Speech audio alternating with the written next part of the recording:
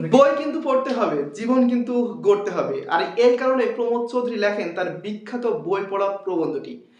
তো শিক্ষার্থী বন্ধুরা, এডুকেশন পরিবারের পক্ষ থেকে তোমাদের সবাইকে স্বাগতম। আরো একটি দারুণ বাংলা ক্লাসে কিন্তু হাজির হয়ে গেলাম, আমি তারিকুল ইসলাম। তো আজকে আমরা শিখব প্রমোদ চৌধুরীর বই পড়া প্রবন্ধর লেখক পরিচিতি সম্পর্কে। তো আমরা মনে রাখবো যে প্রমোদ চৌধুরী বই পড়তে কিন্তু খুবই পছন্দ করতেন। এ থেকে আমরা মনে রাখতে পারি যে প্রমোদ চৌধুরী তার বই পড়া প্রবন্ধটি লিখেছেন। প্রথমে আসি প্রমোদ চৌধুরীর জন্ম সম্পর্কে। তো প্রমোদ চৌধুরী কিন্তু ৭ই আগস্ট ১৮০৮ সালে যশোর জেলায় জন্মগ্রহণ করেন। কোথায় জন্মগ্রহণ করেন? তিনি কিন্তু যশোর জেলায় জন্মগ্রহণ করেন এবং তার পৈতৃক নিবাস ছিল পাবনা জেলায়। তো মনে রাখবা যে প্রমোদ চৌধুরী একটু পাগলা টাইপের ছিল এবং পাগলা থেকে কিন্তু পাবনার পাগলা গারদ, এবং এ থেকে কিন্তু তোমরা তার পৈতৃক নিবাস যে পাবনা সেটা কিন্তু চাইলে কিন্তু মনে রাখতে পারবে।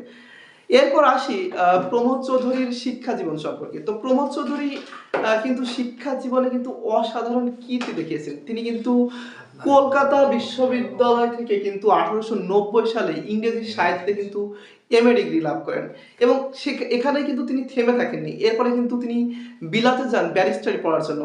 তো সেই ১৮৬৮ সালে ব্যারিস্টারি পড়া কিন্তু মোটেও কিন্তু সহজ বিষয় নয়। তা থেকে কিন্তু তার যে শিক্ষা জীবনের কৃতিত্ব সেটা কিন্তু আসলে বোঝা যায়। এরপর আসে তার পেশা। তিনি কিন্তু ব্যারিস্টারি পড়লেও তিনি কিন্তু আসলে ব্যারিস্টারি করেননি। তিনি কিন্তু আসলে ইংরেজি সাহিত্যে অধ্যাপনার মাধ্যমে তার পেশা জীবন কিন্তু শুরু করেন। এরপরে তিনি কিন্তু আস্তে, আস্তে সাহিত্য চর্চার দিকে মনোনিবেশ করেন এবং এছাড়াও তিনি কিন্তু সবুজপত্র বাংলা নামে একটি পত্রিকা সম্পাদনা করেন এবং এই পত্রিকাটা কিন্তু খুব ইম্পর্টেন্ট একটা পত্রিকা।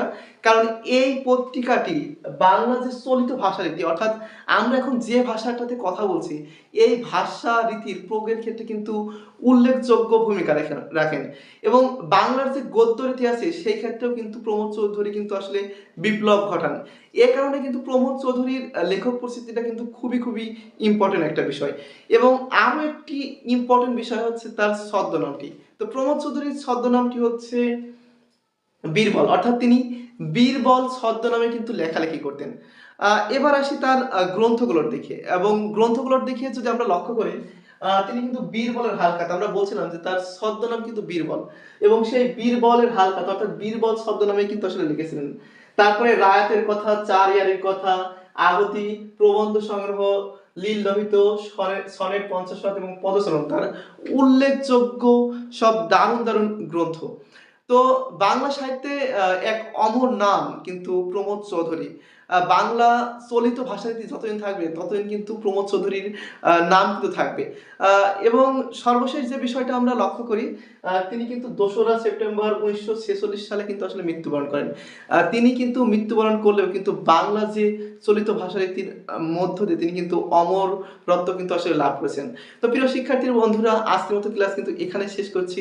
পরবর্তীতে আরো দারুণ ক্লাসটা কিন্তু হাজির হবো। সবাই ভালো থেকো। আল্লাহ হাফেজ।